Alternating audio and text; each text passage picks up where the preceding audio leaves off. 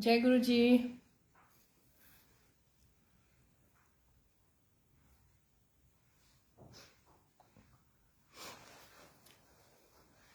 जय गुरु जी संगत जी।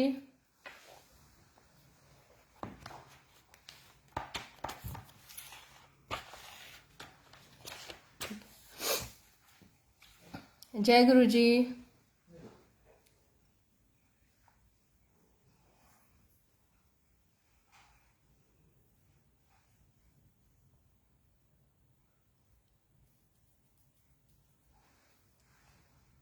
जय गुरु जी।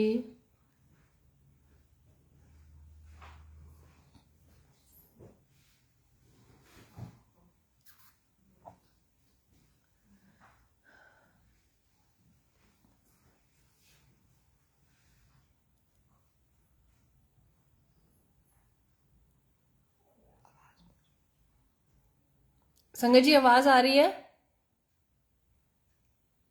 जय गुरु जी आंटी।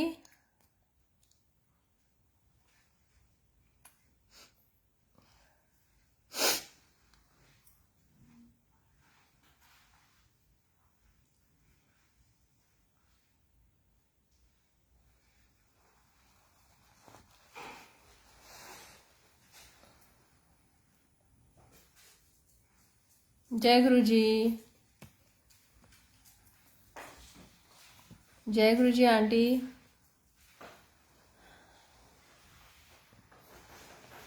शुक्राना शुक्राना।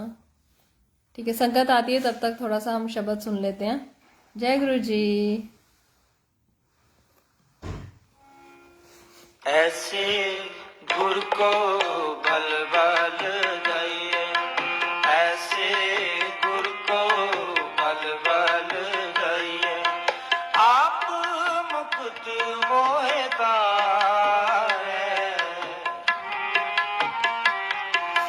आप मुकुट मोहे तारे, ऐसे गुर को बल बल दइए, ऐसे गुर को बल बल दइए, आप मुकुट मोहे तारे,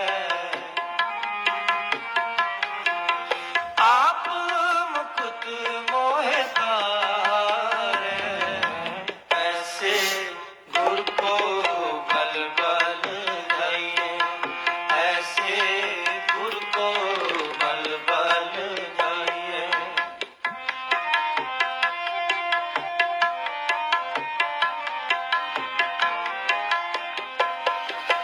नारायण नरपत नमस्कार, नारायण नरपत नमस्कार, आप मुकुट मोहे तारे, आप मुकुट मोहे तारे, ऐसे गुर को बल बल दइए, ऐसे गुर को बल बल दइए।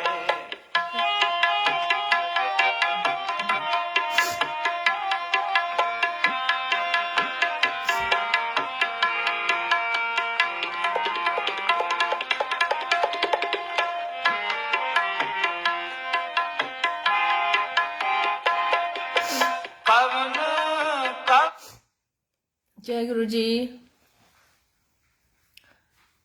अनंतम शुक्राना गुरु जी का, बहुत बहुत शुक्राना। सेवा देने के लिए, सत्संग की सेवा देने के लिए, मालिक की उस्तत करने के लिए जो गुरु जी चुनते हैं, बहुत शुक्राना। गुरु जी के चरणों में कोटि कोटि वंदन। और महाराज, कोई भूल चूक हो जाए सत्संग करते वक्त तो माफ करना गुरु जी, हमें कुछ भी नहीं आता, हम तो बहुत ही नासमझ और नादान हैं। लेकिन ये शुक्राना है कि गुरु जी ने अपनी संगत बनाया, एक संगत परिवार से, पूरे सत्संग परिवार से, और हमें इन सब चीज़ों से मालिक ने जोड़ा कि नाम की दात बख्शी, सत्संग सेवा सिमरन की दात बख्शी, उन सब चीज़ों के मायने सुनाए, समझाए हमें। तो गुरुजी का बहुत बहुत बहुत शुक्राना है और अनंतम शुक्राना गुरुजी। आपके चरणों में प्यार भरा नतमस्तक होके मैं गुरुजी का शुक्राना करती हूँ और आई हुई प्यारी संगत का शुक्राना। संगत जी, स्टार्टिंग की जर्नी शेयर करूँ तो जब कोरोना आया था तभी हम लोग गुरुजी से जुड़े थे और फिर कैसे कैसे कैसे कैसे जर्नी आगे बढ़ी उसके बारे में बताती हूँ। कि पहले जैसे कि मैंने बताया, हर सत्संग में मैं बताती हूँ कि उस टाइम पे लॉकडाउन था, कुछ भी नहीं पता था। अंकल की किसी फ्रेंड ने बताया था कि ऐसे ऐसे गुरुजी हैं और आप उनको याद करो और प्यार करो, उनसे बातें करो और वो जवाब देते हैं। तो बड़ा अजीब सा लगा था कि ऐसे थोड़ी होता है, कौन जवाब देता है। लेकिन कहते हैं ना कि जब वो गुरु की मर्जी से ही मैसेज आया था और व्यवस्था और रास्ते फिर धीरे धीरे गुरुजी खुद बनाते चले गए। जूम के सत्संग प्लेटफॉर्म से हमें जोड़ा, हम सिर्फ जूम पे सत्संग सुनते थे, तो वहां से जुड़े। फिर सत्संग की भूख लगी तो अंकल बार बार बोलते थे कि कहीं पूछो ना, कहीं सत्संग होते हैं तो फिर पूछा, पता चला कि कहाँ सत्संग है। वहां एक आंटी के घर सत्संग में गए। वहां पे हम लोग, मैं और मेरे अंकल गए थे और वहां पे करीब 10-15 सिर्फ संगत थी। हमारे एंटर होते ही वो संगत इतनी खुश हो गई, इतनी खुश हो गई, जैसे तो पता नहीं कौन आ गया घर में। तो ये हमने पहली बार देखा था कि अननोन कोई जा रहा है और फिर भी ये लोग इतना खुश हो रहे हैं। तो मतलब मैंने उन आंटी से कहा था, मैंने कहा आंटी हम लोग आएंगे तो फिर जैसे आप बोलते हो लंगर वगैरह होता है तो फिर कोई प्रॉब्लम तो नहीं होगी। तो उन्होंने कहा अरे आंटी आप चलो तो सही। जब हम वहां एंटर हुए तो संगत जी आप मानिए उन लोगों ने हमसे जोत जुड़वाई और बाद में आरती के लिए भी सबसे पहले हम दोनों को आगे किया। तो मैंने कहा ये तो गुरुजी की संगत तो बहुत अच्छी है। और मतलब ऐसा लगा जैसे कि गुरुजी ने एकदम से इतना प्यार उमड़ाया। और बहुत शुरू की बात थी, वहीं पे ही जब वो लोग सत्संग शेयर कर रहे थे तो मतलब मुझे एक अंदर से एक आवाज आती है कि तू भी कर, तू भी कर। तो मैंने कहा कि मैं क्या करूं, मेरा तो कुछ एक्सपीरियंस नहीं है ऐसा। लेकिन फिर मुझे गुरुजी ने याद दिलाया कि बेटे के 12th के एग्जाम में कैसे मैंने शिव जी पे जल चढ़ाया और पंडितों ने बोल दिया था कि 100% मेहनत करने के बाद भी सिर्फ 50% नंबर आएंगे। तो वही मुझे याद दिलाया जिस टाइम पे गुरुजी मतलब अब समझ में आता है कि वो तो रोम रोम में ही, जब हमारे सांस हमारे प्राण डले थे, जब हम माँ के गर्भ में थे, तभी से ही मालिक की नजर तो होने ही लग जाती है हम पे। तो बस एक आवाज आई कि आज नहीं बोलेगी तो कब बोलेगी, ऐसे तो हमेशा ही चुप रह जाएगी। संगत जी मैं उठी, वहां नई भी, मतलब मैं तो बहुत नई थी, फिर भी मैंने उठ के सत्संग शेयर किया और बताया। तो वहां से बस जर्नी चलती चली गई। और फिर गुरुजी ने मेरे को ऐसा होने लग गया था कि मैं 24 घंटे बस संगत जी और सत्संग, संगत जी और सत्संग। मैं जूम पे सत्संग सुनती थी तो वो जैसे संगत जी ये हुआ ये हुआ, मैं किचन में भी जाऊं तो मुझे हर चीज में, मतलब मुझे ऐसा लगता था मैं किसी से शेयर कर रही हूँ तो मैं ये कहती थी संगत जी ये हुआ, संगत जी ये हुआ। फिर एक टाइम ऐसा हुआ कि मुझे बहुत एक घबराहट सी होने लगी और मुझे ऐसा लगे जैसे कि कोई कह रहा है कि तुम अपने सत्संग लिखना शुरू कर दो, जो जो तुम्हारे दिमाग में आता है। तो मैंने अपने सत्संग लिखना शुरू कर दिए, फिर भी मुझे चैन नहीं पड़ी। फिर जिस संगत ने हमें जोड़ा था उसको पता नहीं क्या गुरुजी ने ट्यूशन दी। उन्होंने बोला कि आप अपना सत्संग रिकॉर्ड करके और भेजो। बड़े मंदिर जो प्लेटफॉर्म है वहां पे रिकॉर्ड करके सत्संग जाता है और फिर संगत का वो आता है, मतलब इनवाइट आता है कि आपने सत्संग शेयर करना है। अब मैं इधर उधर घूम रही और बहुत बेचैन सी, रोटी बनाऊं तो रोटी में मन ना लगे। मुझे ऐसा लग रहा था कि जैसे कोई चीज खींच रही है मुझे अपनी तरफ, और मैं कहीं भी फिजिकली खड़ी थी लेकिन मैं मेंटली कहीं और थी और मेरा सर ऐसा लगता था मुझे जैसे कि फट जाएगा। तो मैंने कहा कि गुरु ये क्या हो रहा है, ये क्या हो रहा है। फिर मुझे थोड़ा सा समझ में आया तो मैंने कहा कि मैं कैसे रिकॉर्ड करूं, मुझे तो रिकॉर्ड करना भी नहीं आता गुरुजी। फिर मैंने बच्चों से थोड़ा सा शेयर किया तो बच्चे बोले कि ठीक है मम्मी आप रिकॉर्ड करो और हम हेल्प करेंगे आपकी कि कैसे रिकॉर्ड करते हैं। तो उन्होंने रिकॉर्ड करवाया। फिर वो रिकॉर्डेड सत्संग मैंने वहां पे भेजा। तो मैंने भेज तो दिया और बालकनी में मैं बैठी हुई तो मैंने कहा गुरुजी मैंने सत्संग भेज तो दिया और अगर मेरा इनवाइट नहीं आया सत्संग शेयर का तो मैं तो बहुत उदास हो जाऊंगी। तो संगत जी वहां से एक अंकल का कॉल आता है उसी टाइम पे 1:30 बजे। सुबह मैं बालकनी में धूप सेक रही थी, बैठे बैठे वहां पे मैं गुरुजी से ये बात कर रही हूँ और 1:30 बजे मेरे ही फोन पे कॉल आता है। उन्होंने बोला जय गुरुजी आंटी। तो मैं उन अंकल की आवाज जानती थी, तो मैंने कहा जय गुरुजी। तो उन्होंने बोला आंटी आज आप सत्संग शेयर कर दोगे? तो मैंने कहा हाँ जी बिल्कुल। और मेरे को शिवरिंग हो रही थी कि अभी तो मैंने रिकॉर्ड करके एक दिन पहले भेजा ही है, वो उन्होंने मॉर्निंग में सुना या क्या हुआ, मेरे पास इनवाइट आ गया। चलो जी, मैंने बोला शुक्राना गुरुजी का। और उन्होंने बोला कि आंटी ऐसे ऐसे आप बैठ जाना और वीडियो ऑन मत करना और वैसे लाइव जाएगा। मैंने कहा हाँ जी अंकल। फिर मैंने अपने अंकल को वो फोन दे दिया, तो उन्होंने बोला कि अंकल ऐसे ऐसे, तो ये बोले हाँ जी अंकल ठीक है। तो अच्छा, फिर क्या हुआ कि उस दिन का इनवाइट था तो मैं बैठ गई 9 बजे के करीब ही तैयार होके। और हमारा ऐसा भाव था कि सत्संग शेयरिंग भी बहुत ही सुंदर तरीके से होना चाहिए। मतलब हमने प्रॉपर गुरुजी के आगे जोत जगा के मैं बैठ गई थी। और लेकिन उस दिन पूरा हम वेट करते रहे, जैसे वहां पे ओल्ड संगत अपना सत्संग शेयर करती है, तो पूरा हो गया। और ठंड का टाइम था, तो मैं बैठी रही जोत जगह के अभी मेरा नाम लिया जाएगा, नहीं लिया गया संगत जी। ऐसे करके 2-3 दिन होता रहा कि अंकल सॉरी अंकल आज नहीं हो पाया, क्योंकि वहां से ओल्ड संगत इतना सत्संग शेयर कर रही थी तो हम उन्हीं को सुन रहे थे और आनंद भी आ रहा था और सच में आनंद आ रहा था। तो 3 दिन ऐसे बीते संगत जी, और मैं रोज प्रॉपर बैठ जाऊं। उन्होंने बोला आज होएगा, ऐसे 3 दिन हुए। तो शायद गुरुजी ने मुझे बैठा के सत्संग भी सुनाने थे शायद से, तो मैंने प्रॉपर सुने। उसके बाद फिर मैं एक दिन ऐसा हुआ, मैंने कहा देखते हैं, होगा तो होगा, नहीं तो नहीं होगा। गुरु पूर्व वाला दिन था संगत जी, और उस दिन मैं अच्छे से प्रॉपर जाके ना लेट गई थी कि अभी शायद से नहीं है टाइम। तो एकदम से जब मैं लेट गई रिलैक्स होके, और जब मैंने उस चीज को दिमाग से निकाल दिया, तो एकदम से कॉल आता है कि आंटी को बोलो कि अभी 10 मिनट के अंदर उनकी टर्न आने वाली है। तो गुरुपुर्व वाले दिन की बात है, और उन्होंने बोला था कि डेफिनेटली अंकल आज होगा ही होगा।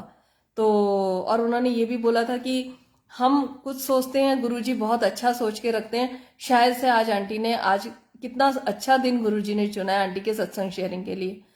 संगत जी, जब मैंने सत्संग शेयर किया, पहले उषा आंटी ने सत्संग शेयर किया, फिर मेरी बारी आई, और फिर कमलेश आंटी ने सत्संग शेयर किया। तो वो मेरे लिए बहुत सबसे बड़ी ब्लेसिंग थी। बाद में मेरे को जब संगत ने, जिन आंटी ने हमें जोड़ा, और उन्होंने फिर हमें मैसेज के थ्रू बताया कि आपने अपने आप को इस चीज के इशारे से आपको क्या समझ में आता है, क्योंकि उस टाइम पे हमें ये सब सत्संग को बनाना भी नहीं आता था इतना। तो बोले आंटी अब आप देखो कि आप उषा आंटी और कमलेश आंटी जैसी संगत के बीच में हो, मतलब आप एक सैंडविच हो, और अब आपके चारों तरफ का ऑरा कितना पॉजिटिविटी से और कितने पॉजिटिव लोगों से घिरा होगा। तो मेरे लिए ये बहुत शुक्राने की बात है संगत जी। और मैंने इतना अनंतम शुक्राना किया जब उन्होंने मुझे ये सब बताया कि आंटी ऐसे भी ब्लेसिंग होती है, ये भी ब्लेसिंग्स होती हैं। तो गुरुजी ने जो ये सेवा बख्शी, उसका अनंतम अनंतम शुक्राना। कभी कभी हम गुमराह हो जाते हैं, या कुछ ये भी शायद गुरुजी की मर्जी होती है हमें कुछ और सिखाने की।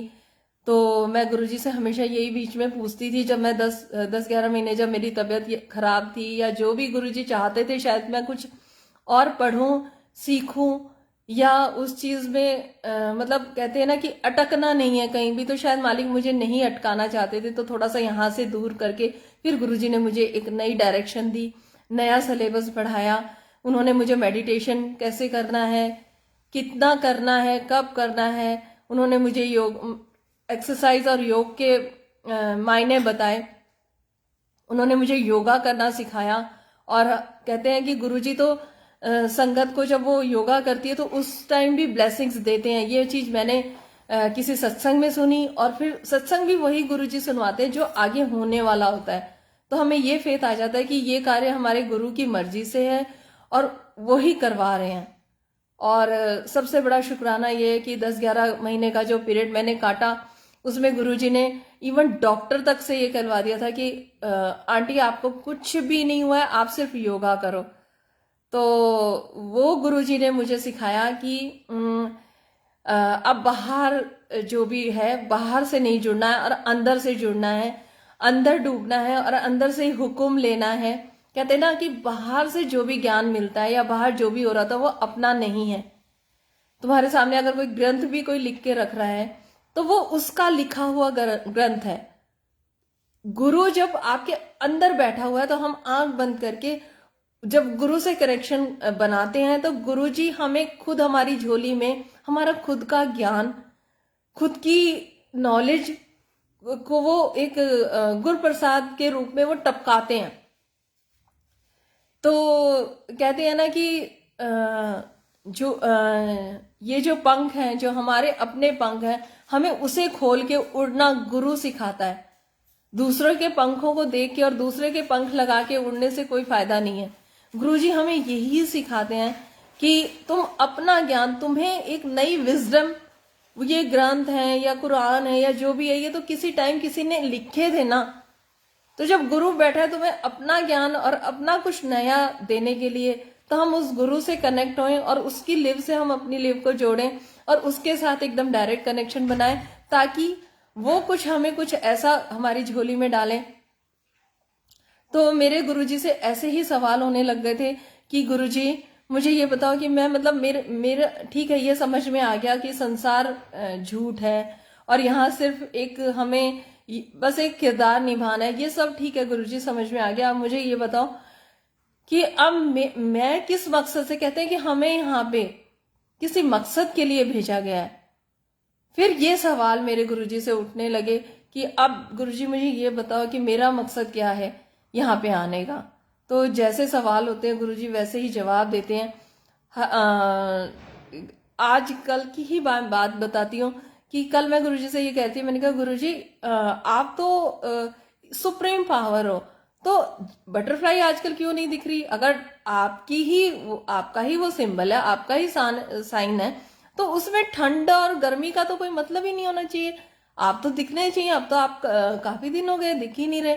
संगत जी आज ही मैं बालकनी में गई और प्रॉपर बालकनी में बटरफ्लाई आई, रुकी और चली गई। तो गुरुजी इतना मुझे अब ये पता चलता है हमेशा कि अंग संग है और इतनी बड़ी शक्ति, और कितना कहते हैं कि हम अकेले नहीं रह पाते या इसके बिना नहीं रह पाते, इसके बिना नहीं रह पाते। तो गुरुजी ये कहते थे कि ठीक है तुम जाओ सबसे मिलो, लेकिन थोड़ा टाइम अकेले में बैठो। वो अकेले होके, और जब परमात्मा बात करता है, कहते हैं कि बहुत भीड़ में तो कोई वो आके बात नहीं करते हैं, और जब गुरुजी बात करते हैं, और सच में गुरुजी बहुत बात करते हैं, हर पल हर बात का जवाब वो देते हैं। अभी पीछे न्यूज में ये आया था कि बहुत जोर से बारिश होगी और ये होगा, पहले की बीच की बात बता रही हूँ, और यही मतलब मैसेज आ रहा था हर जगह से कि बहुत ठंड हो जाएगी, माइनस में जाएगा टेम्परेचर। तो अंकल और बच्चे बोलने लगे मामा कपड़े धो लो क्योंकि बहुत ज्यादा ठंड हो जाएगी और जो भी करना है। तो मैंने सोचा कि चलो एक्स्ट्रा कपड़े धोने लग जाती हूँ, और मैं धो रही हूँ। 2 दिन लग के मैंने धोए जो भी थे। मैंने कहा फिर 5-7 दिन तो बिल्कुल नहीं धुलेंगे। मैं धो रही हूँ, सब काम कर रही हूँ, लेकिन जब मैं उस रूम से इस तरफ दरबार से आके और ऐसे क्रॉस करके जा रही हूँ तो मुझे ऐसा लग रहा है दरबार में गुरुजी बैठ के कह रहे हैं सब धूप निकलेगी। तो मैं सोची कहीं मेरा वहम ना हो। और सच में संगत जी जो डेट पे गुरुजी ने बोला था, ये न्यूज में आया था या उसमें मौसम की जो भी जानकारी दी जाती है उसमें आया था कि जो बिल्कुल इतनी कड़ाके की धूप निकली। और मेरे मन में ये भी चल रहा था कि गुरुजी आप तो सब कुछ कर सकते हो, आपको पता होगा कि भाई इसने इतने कपड़े धो लिए तो धूप निकाल ही दोगे। ऐसे मेरी बात भी चल रही थी, और वही हुआ संगत जी। इतनी तेज धूप निकली, जैसे गुरुजी ने बोला वही हुआ। तो बहुत शुक्राना है गुरुजी का कि गुरुजी सच में बात भी करते हैं और संगत की बात सुनते भी हैं। अनंतम शुक्राना है गुरुजी का। एक सत्संग सुनाती हूँ संगत जी। एक बार जैसे मेरी आदत है, आँख खुलते ही सबसे पहले मैं जब हल्की सी आँख खुलती है तभी मैं सीधा बड़े मंदिर को अज्यूम करती हूँ। गणेश जी को वहां पे याद करती हूँ, उनके सामने जाती हूँ, और फिर मैं कुटिया की तरफ जाती हूँ, फिर मैं झूले की तरफ, और जैसे जैसे जाते हैं बड़े मंदिर में उसको अज्यूम करके, और फिर मैं हाथ को ऐसे रब करके और ऐसे करके, वो भी गुरुजी ने ही सिखाया। तो फिर मैं उठ के फिर सबसे पहले धरती माता को प्रणाम करती हूँ। उसके बाद मैं दरबार में आती हूँ, फिर अपना योगा करती हूँ। उसके बाद मैं टेरेस पे जाती हूँ और फिर मैं स्काई को देख के और बहुत बड़ा शुक्राना करती हूँ। जो संगत जी मैंने किया, मैंने जब बाद में फोन जब मैंने ऑन करके देखा तो वही सब, वही गणेश जी की मूर्ति आई पहले फोन में, फिर उस योगा आया, फिर वो टेरेस, फिर सूरज आया उस वीडियो में, फिर चिड़िया आई। मतलब मैं उस चीज को देख के इतनी हैरान हो गई। मैंने कहा गुरुजी को सब पता है, गुरुजी तो जान ही जान है। सच में ये शब्द सुनते थे लेकिन गुरुजी ने तो प्रूव करके दिखा दिया। ऐसे ही संगत जी, एक संगत के यहाँ पे शिव जी नहीं थे और उनका बहुत भाव था, तो मैं और एक आंटी शिव जी लेने के लिए गए। तो हमने शिव जी लिए और गुरुजी इतना तक भी साइन दे देते हैं संगत जी की कौन सी शॉप से लेना है। तो हमने शिव जी लिए और शिव जी लेके हम उस संगत के घर गए और वहाँ शिव जी को विराजमान किया, आरती वारती करी, सत्संग किया 1 घंटे की प्लेलिस्ट लगा के, और फिर हम घर आ गए। तो मैंने कहा कि मैं गुरुजी से ऐसे ही बात कर रही थी कि बहुत अच्छा दिन बख्शा गुरुजी, आपने इतनी अच्छी सेवा से जोड़ा, आज शुक्राना है आपका। संगत जी मैंने फोन ऑन किया, किसी पेज पे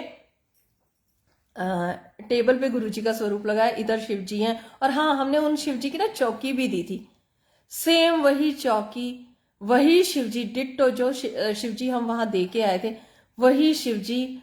और मैंने फटाफट उसका स्क्रीनशॉट लिया और उन आंटी को भेजा। मैंने कहा ये शिव जी गुरुजी की आज्ञा से आए और गुरुजी जानी जाना है, मतलब गुरुजी को सब पता है जो हम कर रहे हैं, हर पल की खबर संगत जी उनको होती है। ऐसा हो ही नहीं सकता कि उन्हें कुछ नहीं पता। और जो कार्य गुरु महाराज हाथ पकड़ के करवाते हैं उसमें वो अपनी प्रेजेंस और वो सब कुछ अपना दिखाते हैं। गुरुजी चोले का कलर कौन सा बनवाना है वो भी समझाते हैं, लंगर प्रसाद क्या जाएगा वो भी पूछो तो बताते हैं। ऐसे ही एक संगत के यहाँ पे सत्संग की सेवा मिली थी, तो उन्होंने बोला आंटी लंगर, मैंने कहा कि जो आपको खाना है, जो आपका दिल कर रहा है वो बना लो। तो बोली नहीं नहीं फिर भी आप बताओ ना आप लोग क्या खाना चाहते हो, ऐसे करके। तो मैंने कहा आंटी मैं तो सिर्फ गुरुजी से पूछ के बता सकती हूँ। मैंने ऐसे ही गुरुजी से पूछा तो मुझे एकदम से लगा कि जैसे लस्सी प्रसाद तो जरूर जाएगा वहाँ पे। तो हमने डिस्कस किया आपस में, तो मुझे ऐसे स्ट्रांग लगा कि लस्सी प्रसाद। बस फिर हमने संगत में डिस्कस किया तो वो बोले कि इसके बाद ये नहीं ठीक रहेगा, इसके बाद ये ठीक नहीं रहेगा। तो मैंने कहा ठीक है आंटी कोई बात नहीं, हल्दी का दूध भी गुरुजी बोलते हैं कि रात को जरूर पी के सोना चाहिए, तो थोड़ा थोड़ा ना संगत के बीच में हम थोड़ा थोड़ा दूध और हल्दी ऐसे दे देंगे, कोई बात नहीं, केसर वगैरह डाल के। तो हो गया। लेकिन जब गुरुजी से पूछा है, गुरुजी ने आंसर दे दिया था, लेकिन फिर भी हम कंफ्यूज होते हैं। तो जब दरबार, मैं रात को ही आंटी को बोला, मैंने कहा आंटी बहुत ज्यादा तो क्योंकि इतनी प्रैक्टिस भी नहीं है, तो मैंने कहा आंटी रात को ही दरबार लगा के चले जाएंगे हम लोग, क्योंकि बेटी भी अभी 10th में है तो थोड़ा सा नहीं निकल पाती हूँ संगत जी इतना। तो आंटी ने बोला कोई प्रॉब्लम नहीं, आप रात को दरबार लगा के चले जाओ। संगत जी मैं वहां से रात को आई, जूम पे सत्संग शेयरिंग हो रहा था, तो वहाँ लैपटॉप अंकल ने चला रखा था और वो सत्संग की आवाज आ रही, मैं दरबार में बैठी गुरुजी के पास, वहां से लस्सी आंटी का सत्संग गुरुजी ने चलवा रखा था। और लस्सी आंटी वो नंबर रिपीट कर रही जिससे मुझे मेरा कनेक्शन है, उस डिजिट को बार बार बोले जा रही। और वो मैंने कहा ओ माय गॉड, मैंने कहा लस्सी प्रसाद ही जाएगा गुरुजी, सॉरी।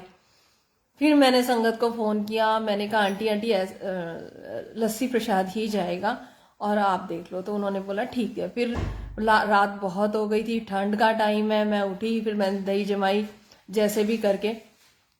और उसके बाद जब मैं लस्सी प्रसाद लेके जाने लगी नेक्स्ट डे जब सत्संग के लिए, तो मैं वो बकेट जिसमें जानी थी डोली वो निकाल रही थी, तो मेरी फ्रेंड का फोन आता है, कहती मेरी बात सुन, मेरी बात सुन। मैंने कहा हाँ। तो कहती आज ना मैंने दूध वाले को डांट दिया। मैंने कहा क्यों?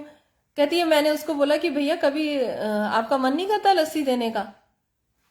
तो मैंने कहा अच्छा अच्छा। फिर मैंने उसको तो कुछ नहीं बोला, मैंने कहा अच्छा अच्छा, लेकिन मुझे समझ में आ गया था ये लीला क्या हो रही है। तो देखो गुरुजी कैसे कैसे जवाब देते हैं। और मैं इधर से लस्सी ले जाने के लिए डोली निकाल रही हूँ, इधर से वो फिर लस्सी ही वर्ड आया। तो मेरे को पूरा विश्वास हुआ कि गुरुजी का ही हुक्म है, पता नहीं इससे वो क्या करना चाहते, क्योंकि अभी हमें इतना ज्ञान तो है नहीं कि ये प्रसाद वहाँ क्यों जा रहा है और क्या मर्जी है गुरुजी की। तो अनंतम शुक्राना। अच्छा, संगत जी कहते हैं ना कि गुरबानी से और इन सब चीज़ों से हमें आंसर मिलते हैं। इस चीज़ का एक्सपीरियंस भी अब मैंने बहुत अच्छे से किया कि कैसे आंसर देते हैं। तो अभी एक कुछ सुना रहे थे गुरुजी, मतलब किसी के भी जरिए। तो उस टाइम पे जब लंगर में जाना था तो जलेबी प्रसाद और समोसा प्रसाद भी जाना था। अच्छा, मैंने बोला ना कि दुकान तक गुरुजी बता देते कहाँ से लेना है। यहाँ पे एक गुहाना की जलेबी वाला है, तो संगत जी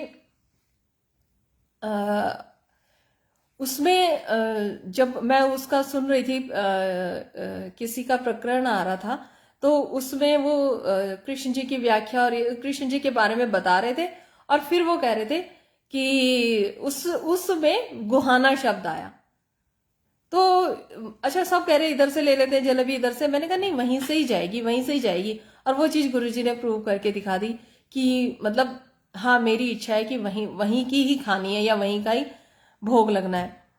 तो गुरुजी का अनंतम शुक्राना है। धीरे धीरे धीरे धीरे गुरुजी जब हम सत्संग सुनते हैं, जैसे मेरे को गुरुजी ने सिखाया या बताया या किसी सत्संग के थ्रू आंसर दिया कि शाम की चाय के साथ हमें भुने हुए चने खाने चाहिए, हल्दी का दूध जरूर पीना चाहिए, और बेल का जूस गुरुजी जरूर बताते हैं। और गुरुजी ने यहाँ तक कहा कि जो वॉक है वो बड़ी से बड़ी बीमारी को ठीक करती है। तो बस गुरुजी के जो वचन हैं हम उन पे चल पाएं, जैसे जैसे वो चलाएं, उनके कही हुई बात पे हम अमल कर पाएं, तो गुरुजी को बहुत खुशी होती है। और गुरुजी ये दिखा भी देते हैं, उस चीज़ को ब्लेस भी करते हैं। और जो उनके वचनों पे या जो उन्होंने शिव पुराण का कहा है, तो जब हम ये सब पढ़ते हैं तो सबसे ज़्यादा ब्लेसिंग उस टाइम पे गुरु महाराज की हमारी तरफ आती है, और ये एनर्जी हमें फील होती है कि हमारा गुरु हमसे खुश है। जब मैं गुरुजी से जुड़ी थी तो एक दिन मैं, शुरू की बात है, सिर्फ सत्संग ऐसे चलते फिरते सुनती थी जूम पे।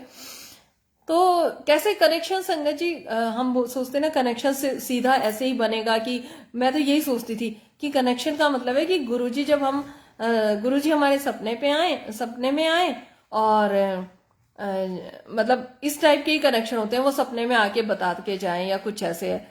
तो नहीं समझ में आता था शुरू में, जब कोई संगत बोलती थी कि सपने में गुरुजी आए, तो मैं कहती थी मेरे सपने में तो कभी नहीं आए गुरुजी। आप बहुत देर एक बार शिव पुराण पढ़ी थी तब गुरुजी आए थे सपने में। उसमें भी गुरुजी ने अपना फेस नहीं दिखाया था, पूरा वो जो चिन्नार वाला ब्लू कलर का चोला है वो दिखा था मुझे। और उसमें जैसे कि मैं ऐसे बैठी हूँ और ऐसे कोई चीज खुलती है और उसके पीछे गुरुजी ऐसे बैठे हुए हैं। तो यही कनेक्शन समझ में आता था मुझे तब। तो एक बार जब मैं किचन साफ कर रही थी, बहुत स्टार्टिंग की बात है, तो किचन साफ करते करते पूरी किचन जब साफ हो गई तो मैंने बेटी को बोला, मैंने कहा आज तो गुरुजी बड़े खुश होंगे, ऐसे बोल के। और मैं एकदम शॉक्ड हो गई। मैंने कहा कि ये मैंने क्या बोला। तब तक तो हमें कोई संगत भी नहीं मिली थी, सिर्फ हम लॉकडाउन के बीच में अंदर अंदर थे, और ये गुरुजी कहाँ से निकला। तो अब समझती हूँ कि अगर आप हमारे मुंह पे अचानक से गुरुजी भी आ जाए ना, तो ये समझ लो हमारा कनेक्शन बन गया है। ऐसे ही हमारे घर में कोई समोसा नहीं खाता था, जैसे ही गुरुजी के बारे में उन्होंने बताया तो एक दिन अचानक से बेटी कहती, अब समझ में आती हैं ये चीजें कि समोसा खाते हैं। मैंने कहा ये अचानक से समोसा तो हमारे घर में कोई नहीं खाता था, चलो मंगा लिए। तो उसके बाद एकदम से गुलाबों की फ्रेग्रेंस आने लगी। तो अब समझ में आता है कि वो उसी टाइम से ही कनेक्शन तो बनने लग गया था। ये टेलीपैथी के बारे में नहीं समझ में आता था कि टेलीपैथी सोचती थी कि गुरुजी आके खुद बात करें, खुद अपनी आवाज में कुछ बोलेंगे, वही टेलीपैथी होती है। बिल्कुल नहीं समझ में आता था। अब समझ में आता है कि हम कुछ सोचें और किसी संगत के बारे में सोच रहे हैं और उसका फोन आ जाए, या कोई शब्द याद कर रहे हैं वो शब्द आ जाए, तो इसका मतलब गुरु के साथ ही हमारा कनेक्शन स्ट्रांग हो चुका है। हम जोत जोड़ रहे हैं तो शब्द चल रहा है, उसमें जोत शब्द आ जाए। मैं तो कल परसों सर पे ऐसे हाथ रख रही थी तो शब्द में शीश वर्ड आया। मैंने कहा गुरुजी आपको सब पता है कि क्या चल रहा है, कहाँ चल रही है, कहाँ फिर रही है। तो गुरुजी का अनंतम शुक्राना है संगत जी। गुरुजी के लाड़ लड़ाने के तरीके भी बहुत हैं। मैं, गुरुजी ने बोला है कि घर का एक मेंबर मेरे पास आ जाए तो उसके मतलब सभी को मैं तारता हूँ। तो ये गुरुजी का सत्य वचन है, क्योंकि मैं अपने डैडी के बारे में सोचूं या अपनी फैमिली के बारे में सोचूं, वो 1-2 बार ही बड़े मंदिर गए हैं, लेकिन देखो गुरुजी का इतना शुक्राना है कि गुरुजी ने पापा को भी ब्लेस किया। एक आंटी के मन में भाव डाला कि उसके डैडी के लिए एक शॉल लेके जा, और वो शॉल आंटी दे के गए और बोले कि अपने डैडी को दे देना। तो मैं इतनी शॉक थी, मैंने कहा इन्होंने तो मेरे डैडी को देखा भी नहीं है और मतलब कैसे इनको भाव आया। जब मैंने गुरुजी को यहाँ उड़ाया वो शॉल, तो उड़ा के और जब मैं वो ठीक कर रही थी गद्दी पे, तब मैंने देखा उसमें हल्का सा छेद है।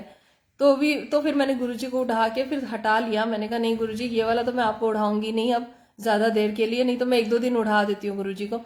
और फिर मैंने वो फोल्ड करके साइड में गुरुजी के हत्थे पे, मतलब हाथ में ऐसे रख दिया। और फिर जब धीरे धीरे 1-2 दिन हुए, फिर मैंने नोटिस किया कि अरे ये तो चेक का शॉल है, और ये तो सच में गुरुजी ने ब्लेसिंग भिजवाई है, और वो जो होल है उसके लिए गुरुजी ने मेरे डैडी का कोई कष्ट काटा होगा। तो ये सारी सोझी आना, ये सब सत्संग मतलब हमें समझ में आने, ये भी मालिक की बहुत बड़ी दात है। मैं तो अनंतम शुक्राना गुरुजी का करती हूँ कि गुरुजी इतनी आपने सोझी दी है कि आपकी बातें थोड़ी बहुत समझ में आने लगी। तो गुरुजी कैसे कैसे अपनी ब्लेसिंग्स को कहाँ पहुँचाते हैं, किसके थ्रू पहुँचाते हैं, ये हम नहीं समझ सकते। गुरुजी के काम करने का तरीका बहुत अलग है, संगत को ब्लेस करने का तरीका बहुत अलग है।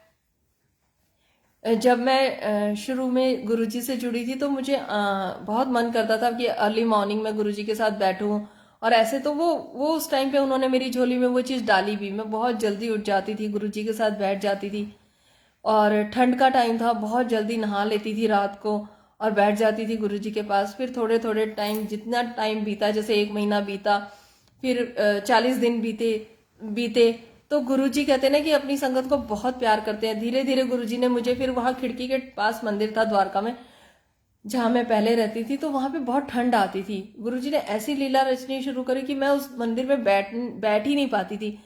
तो गुरुजी का लाड देखो, उन्होंने उठा के मुझे सीधा रजाई में घुसा दिया कि ठीक है, शब्द सुनने या जो भी पाठ करना, अब इसको ऐसे चलते फिरते या ऐसे सुन के कर। और इस चीज़ का साइन गुरुजी ने ऐसे दिया कि जो रजाई का लिहाफ था वो वेलवेट में था, तो उस पर मुझे बजरंग बली के दर्शन उन्होंने कराए। जैसे ही मैंने आंख खोली तो वहाँ पे पूरे बजरंग बली बने हुए थे। तो उस चीज़ से गुरुजी ने ये दिखाया कि जगह मायने नहीं रखती, कि तुम बेड पे बैठे हो या मंदिर या दरबार में बैठे हो। मायना तुम्हारा मन कर, मतलब तुम्हारे अंदर की जो भावना है उसको महाराज ब्लेस करते हैं। वो आपके मन को, अपने आपकी जो प्योरिटी है उसको ब्लेस करते हैं। उनके लिए चाहे तुम नहाओ, चाहे फिर धीरे धीरे तब मैं नहाती थी। धीरे धीरे गुरुजी ने फिर मुझे वो नहाने वाले वहम से भी निकाला। कुछ ऐसा होता था मैं नहा ही नहीं पाती थी, लेकिन चलते फिरते वो चीज़ें चलती थी। एक बार मैं गुरुजी से बोल रही थी कि ये पंजाबी के पाठ तो गुरुजी मुझे आते ही नहीं है, और ये सब मैं पढ़ ही नहीं पाऊंगी, तो क्या मेरा कनेक्शन आपसे नहीं बनेगा।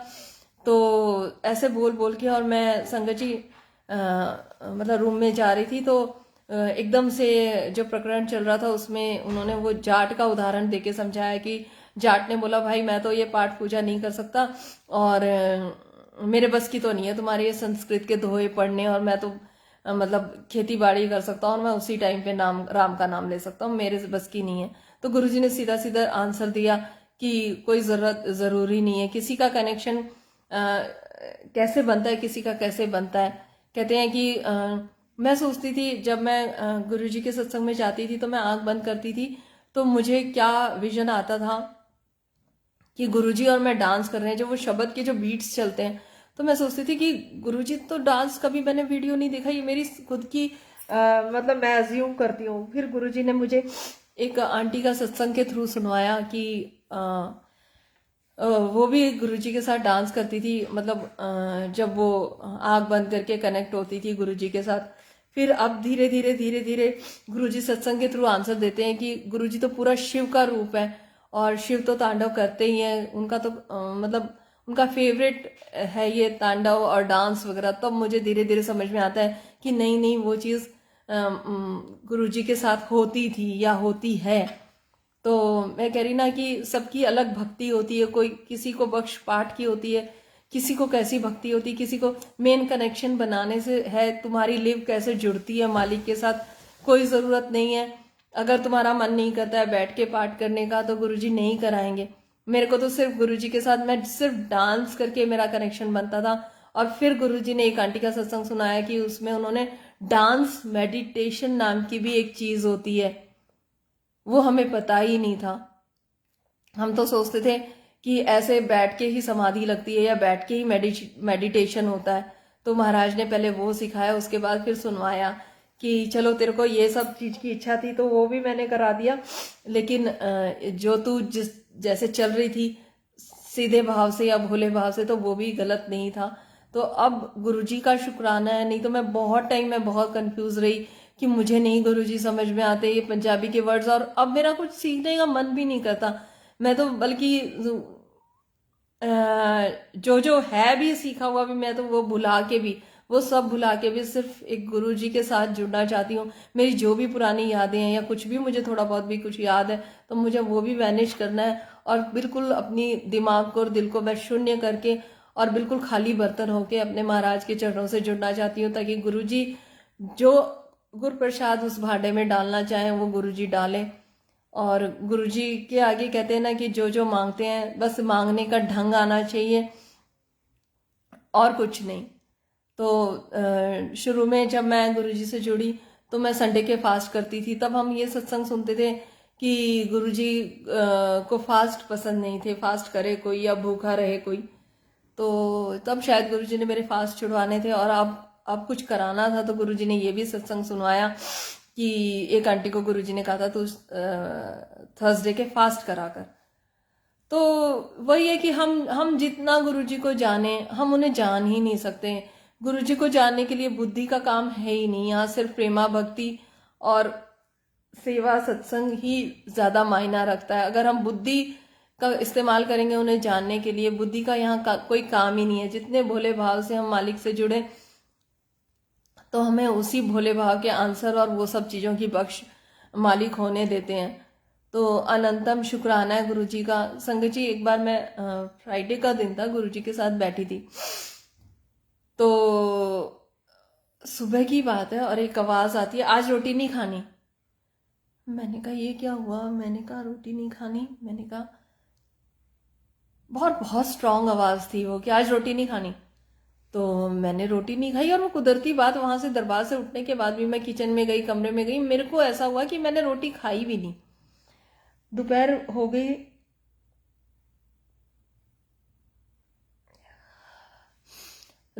गई, और दोपहर के बाद क्या हुआ कि मम्मी का फ़ोन आता है। तो मम्मी ने ये कहा कि मैंने कहा मम्मी आज मैंने खाना ही नहीं खाया, तो पता नहीं क्या हुआ। तो मम्मी ने बोला कि आज तो एकादशी है। फिर मम्मी ने कहा हो सकता है कि आज का फास्ट कराना हो तो तू कर ले। तो मैंने कहा मैं फास्ट तो कर लूंगी, लेकिन ना मैं कोई कहानी पढ़ूंगी, मैं किसी रिचुअल में नहीं फंसना चाहती कि बैठ के ऐसे करो लोटा करो ये सब। मैंने कहा मैंने बहुत कर लिया और मैं ये रिचुअल्स में नहीं पढ़ना चाहूंगी। तो मम्मी ने बोला कि तू सिर्फ फास्ट कर ले और फल वगैरह खाती रहे, भूखी मत रहना, और एक टाइम नमक मत खाना। मैंने कहा नहीं, मेरे को नमक नहीं खाऊंगी तो भी चलेगा। तो वो मम्मी के थ्रू गुरुजी जवाब दे रहे थे मुझे, अब ऐसा लगता है। तो मम्मी ने कहा नहीं, नमक ज़रूर खाना है, एक टाइम नमक ज़रूर खाना है। मैंने कहा ठीक है। तो वो अच्छा, फिर उनके थ्रू गुरुजी ने मुझे सुनवाया कि कहते हैं जो हम नाम जपते हैं, जो पूजा पाठ करते हैं, जो कुछ भी हम करते हैं संगत जी, वो हमारे परिवार को या जहाँ उसकी ब्लेसिंग जानी होती है वो वहाँ जाती है। सिर्फ एक एकादशी का व्रत ऐसा होता है जो हमारे लिए होता है, हमारी काया पे लगता है, वो उसका फल सिर्फ और सिर्फ हमें मिलता है। और जो भी रिचुअल्स होते हैं, जो भी पूजा पाठ होता है, उसका हमारा परिवार को, हमारे बच्चों को या जो भी मालिक चाहे वो ब्लेसिंग कहीं और जाती है, लेकिन वो हमें नहीं मिलती। एकादशी के व्रत का फल हमें मिलता है, हमारे शरीर को मिलता है, हमारी काया को मिलता है।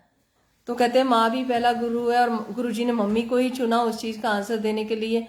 तो बहुत अनंतम शुक्राना है गुरुजी का। अच्छा, फिर बीच में ऐसा हुआ कि मुझे गुरुजी ने याद नहीं दिलाया। मेरे को मम्मी ने बोला था कि हम हमेशा तेरे को याद दिलाएंगे एकादशी के व्रत से पहले। मैंने कहा ठीक है।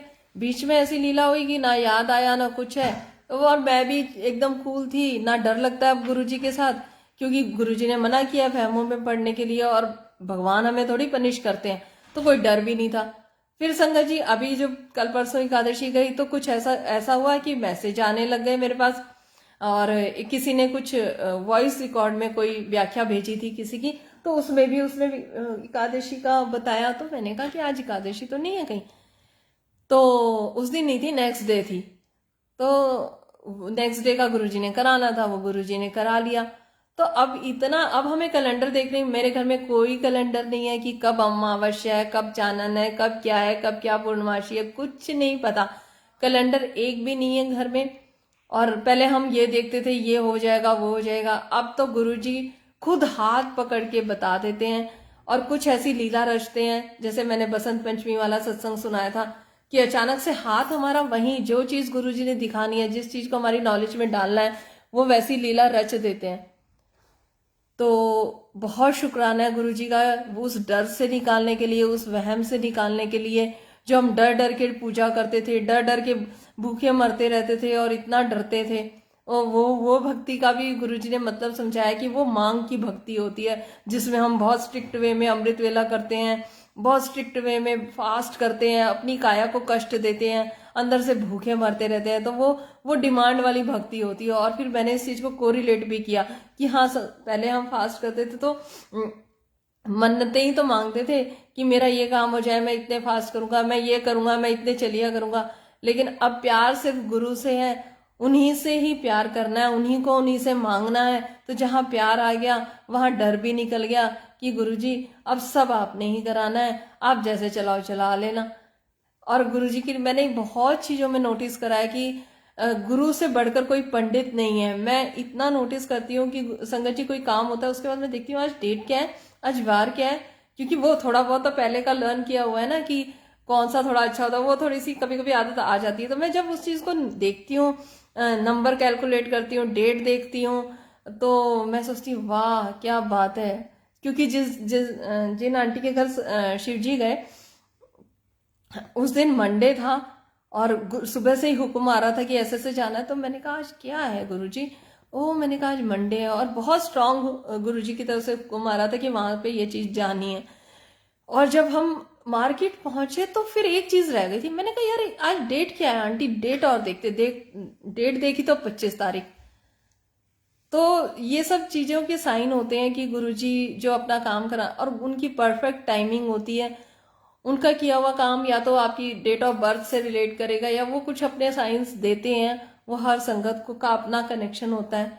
कहते हैं ना कि हम बटरफ्लाई पीकॉक में अपने कनेक्शन ढूंढते हैं। एक संगत ने ऐसे ही गुरुजी से कहा था कि अगर गुरुजी आप सच में मुझे प्यार करते हो तो एरोप्लेन आ जाएगा अभी, और वो एरोप्लेन आ गया था। तो ये बेअंत है, गुरु की महिमा बेअंत है। ये जैसे ब्रह्मा जी ने सब कुछ लिख के पढ़ के और भक्ति के बारे में और सब कुछ लिख के पढ़ के सब बता दिया था ना, तो उसके बाद ब्रह्मा जी ने ये कहा था कि लास्ट में ब्रह्मा जी ने सब कुछ छोड़ दिया और कहा कि मैं लिख और बता नहीं सकता, ये बेअंत है, बेअंत है और बेअंत है। तो गुरु जी बेअंत हैं, उनकी महिमा बेअंत है, उनके ब्लेसिंग देने के तरीके बेअंत हैं। हम उन चीज को पकड़ ही नहीं सकते, कोई लिमिट ही नहीं है। गुरुजी आप बस हमें इसी राह पे चलाते रहो और अपने इशारे समझाते रहो। कहते हैं कि भक्ति और अगर नाम जपा हुआ थोड़ा सा भी काम आएगा ना, तो सबसे बड़ा जो गुरु प्रसाद मिलेगा, मालिक का हुक्म समझ में आने लगेगा। और फिर जब वो हुक्म आने लगे, टपकने लगे, अंदर प्रकट होने लगे, तो उस हुक्म पे कैसे चलना है कि अब ये मेरे गुरु का हुक्म है और मुझे उस गुरु के हुक्म को पूरा करना है। फिर चाहे कुछ भी हो जाए, कुछ भी होने तो नहीं देते गुरुजी। आगे आगे आगे आगे ऐसी व्यवस्था करके रखते हैं कि वो हुक्म में वो पार भी करवा देते हैं। लेकिन अच्छा, हुक्म भी बहुत जब हम मांगते हैं गुरु से, तो हुक्म भी शुरू शुरू में आते हैं। अगर हम उनको इग्नोर करते रहेंगे तो वो हुक्म आने बंद हो जाते हैं। क्योंकि कहते हैं ना कि ब्रह्मांड की कोई भाषा नहीं होती। उसने हमें अगर किसी काम के लिए चुना है तो वो एक दो बार हमें ऑर्डर देता है। उसके बाद अगर हम उस ऑर्डर को फॉलो नहीं करते या उसको पकड़ते नहीं है, तो वो ऑर्डर आने बंद हो जाते हैं और फिर हमारी एनर्जी भी बहुत लूज होने लग जाती है, ढीले हो जाते हैं हम। क्योंकि हम उस कुदरत से, उस मालिक से, उस ब्रह्मांड से कुछ ले रहे हैं और उसको आगे नहीं फ्लो कर रहे हैं, वो गुरु प्रसाद को अगर हम आगे नहीं बांट रहे हैं तो उस प्रसाद का भी कोई मायने नहीं है। वो प्रसाद चाहे फिर किसी चीज की नॉलेज हो, गुरुजी ने आपको किसी चीज का ज्ञान दिया हो, अगर वो संगत में नहीं बांटा या उसको शेयर नहीं किया तो कहते हैं ना कि एक जगह तो पानी भी कीचड़ बन जाता है। तो बहना ही जीवन है और जैसे जैसे हम बहते रहेंगे तो नई ऊर्जा, नई एनर्जी हमें मिलती रहेगी और जितना मालिक ने दिया उसको बांट दो, फिर खाली हो जाओ, फिर गुरुजी से बोलो कि फिर कुछ भर दो गुरुजी मेरे अंदर, ताकि मैं भी इस सेवा में आगे बढ़ूं, सत्संग की सेवा में आगे बढ़ूं। कहते हैं कि तुम कितना भी पाठ करो, कोई भी पाठ करो, पर अपने मालिक की उस्तत से उसे शुरू करो। तो मालिक की उस्तत से शुरू करो तो वो बढ़ियाई जो मालिक की है। तो हम जो जय गुरु जी बोलते हैं, क्यों बोलते हैं? ताकि वो उस्तत शुरू हो जाए गुरु की जय से, जयकारे से, उनके जयकारे से, क्योंकि गुरु की तो जय होनी ही चाहिए, वो इतना बेअंत है। तो उस जयकारे से जब हम कोई भी चीज को शुरू करते हैं तो उसमें पूरा आशीर्वाद महाराज का टपकता है और वो चीज कहीं की कहीं पहुंच जाती है। किसी भी सफर की शुरुआत, कोई जन्मदिन है, एनिवर्सरी है, अगर हम मालिक के साथ सेलिब्रेट करें, उनके सत्संग से सत्संग करके सेलिब्रेट करें, उनकी संगत के साथ सेलिब्रेट करें, अपने चारों तरफ ऐसी मालिक से अरदास करें कि मालिक ऐसा मेरे चारों तरफ घेरा बना दो कि बस आपका नाम जपने वाले मिले और आपकी उस्तत करने वाले मिले और आपकी चर्चा करने वाले मिले। तो ये हमारी सबसे बड़ी, मतलब हमारी झोली में जो मालिक की दात होगी ना, वो यही दात होगी कि गुरुजी हमारे चारों तरफ एक ऐसा सर्कल, ऐसे पॉजिटिव लोगों का सर्कल हमें बख्श देते हैं। तो हम हल्के से नेगेटिव भी होते हैं ना, तो उनके ऑरा से, उनकी एनर्जी से हमारी जो लो एनर्जी होती है वो भी अप हो जाती है। तो किसी भी शक्ति से हम जुड़ते हैं ना संगत जी, तो वो हमें आंसर देती है, बस हमें वो समझ में आना है और सिर्फ एक के साथ जुड़ना है, क्योंकि एक की एनर्जी के साथ जुड़ेंगे तो वहीं से रिवर्ट बैक आएगा, उस दर से ही आंसर आएगा। तो मुझे तो गुरुजी ने यही सिखाया है और गुरुजी ने मुझे यही सिखाया है कि अगर तेरे को मैं कहीं सेवा में भेज रहा हूं तो वहां तुझे कुछ सीखने के लिए भेज रहा हूं। जैसे किसी संगत के घर भेज रहे हैं तो वहां से भी मुझे वही ग्रैब करना है, वहां पे क्या अच्छी चीज है, क्या मैं यही पूछती हूँ, गुरुजी आपने मुझे यहाँ सेवा में भेजा है तो यहाँ मेरे को सीखने लायक यहाँ से क्या चीज है, आपने भेजा है तो कोई कारण है, तो यहाँ से मैं क्या पॉजिटिव चीज लेके जाऊं। गुरुजी आंसर भी देते हैं, बताते भी हैं कि इस संगत से तूने ये सीखना है। तो गुरु कहते हैं ना कि गुरु का सिख क्या होता है। सिख, पहले मैं सोचती थी सिख मतलब सिर्फ सरदार, अब समझ में आता है, गुरुजी ने समझाया सिख मतलब कि आखिरी सांस तक, आखिरी दम तक सिर्फ अगर वो गुरु का चेला है ना, तो गुरु का सिख है ना, तो गुरु की सीख को अपनाएगा और एंड तक भी, आखिरी सांस तक भी वो कोई ना कोई चीज सीखने की ही उसकी इच्छा रहेगी। तो हमें बस मैं तो यही कहती हूँ गुरुजी की कभी भी ये मन में ना आए वो दिन आखिरी ही होना चाहिए जिस दिन मुझे ये पता चल जाए कि मुझे सब आता है। तो अभी तो गुरुजी ने शुरुआत करी है, तो मुझे तो लगता है कि गुरुजी मुझे कुछ भी नहीं आता, अभी तो मुझे पता नहीं कितना सिलेबस है आपका और कितना पकड़ना है और कितना समझना है, बेअंत है। तो वो तो बहुत गुरुजी आपकी जब कृपा होगी ना तभी ये सब होएगा। तो गुरुजी हाथ पकड़ के बस चलना सिखाओ और अपनी राह पे चलना सिखाओ, अपनी सेवा को कैसे करवाना है महाराज बस ये आप ही बताना, हमें तो कुछ भी नहीं पता। गुरु की संगत के बारे में बताती हूँ। जैसे कि मैं बता रही थी कि मैं बहुत टाइम तक नहीं आई थी ऑनलाइन सेवा के लिए, तो जब गुरुजी का हुक्म होने लगा, संगत ने बीच में मुझसे पूछा भी आंटी आ जाओ, तो मैंने कहा नहीं गुरुजी का हुक्म नहीं है। तो अंकल ने एक दिन मैसेज किया कि आंटी आओ सत्संग शेयरिंग के लिए। मैंने कहा अंकल भाव ही नहीं आता, पता नहीं क्या हुआ है। तो संगत जी देखो गुरुजी ने अंकल की कैसी सेवा ले रखी है कि मतलब वो सत्संग शेयरिंग की सेवा करवाते हैं संगत से, तो उन्होंने प्रॉपर वीडियो बना के मुझे भेजा और फिर मैंने उसको देखा, फिर उन्होंने मुझे पॉजिटिविटी के ऊपर और वीडियोस भेजे कि मतलब और उन्होंने क्या मेरे को, आंटी ने भी बोला, कई आंटी के मेरे को मैसेज आए कि आंटी बाहर निकलो, कहाँ गुम हो गए हो। गुरुजी तो कभी नहीं चाहते कि हमारी संगत गुम हो जाए या कहीं छुप जाए या ऐसे मतलब एकदम शांत होके बैठ जाए। गुरुजी ने तो कहा है कि मतलब खूब मस्ती करो, खूब ऐश करो। मैंने कहा मेरे को नहीं, मुझे तो ऐसा लगता है कि संसार में कुछ है ही नहीं, लेकिन गुरु का प्यार संगत के थ्रू बरसता है। अंकल ने और काफी सारी आंटियों ने मतलब इतना प्यार भेजा, इतनी पॉजिटिविटी भेजी, और गुरु की कृपा हुई, फिर मैं इस सेवा में जुड़ी। और बस अरदास यही है कि मालिक अपने हुक्म समझाते रहो, सेवा लेते रहो, क्योंकि मुझे पता है कि गुरुजी अगर सत्संग शेयरिंग की सेवा मुझसे ले रहे हैं तो वो जरूर, उनको पता है कि मुझे कुछ बोलना है, मुझे कुछ शेयर करना है, तो वो मेरे को, मेरी झोली में ऐसी चीजें डालेंगे कि मैं उस चीज को शेयर कर सकूं, वो चीज संगत में बांट सकूं, क्योंकि मेरा अपना ज्ञान तो कुछ है ही नहीं, मुझे तो कुछ पता ही नहीं है। तो गुरुजी ही कुछ मुझे देंगे तो मैं संगत के आगे उस चीज को परोस सकती हूँ। तो इस सेवा से मालिक ने मुझे जोड़ा, उसका अनंतम शुक्राना गुरुजी, बहुत शुक्राना। आपके चरणों में फिर से वंदन। और संगत जी आप सबका बहुत शुक्राना इतना प्यार देने के लिए, अनंतम अनंतम शुक्राना। जय गुरु जी, जय जय गुरु जी।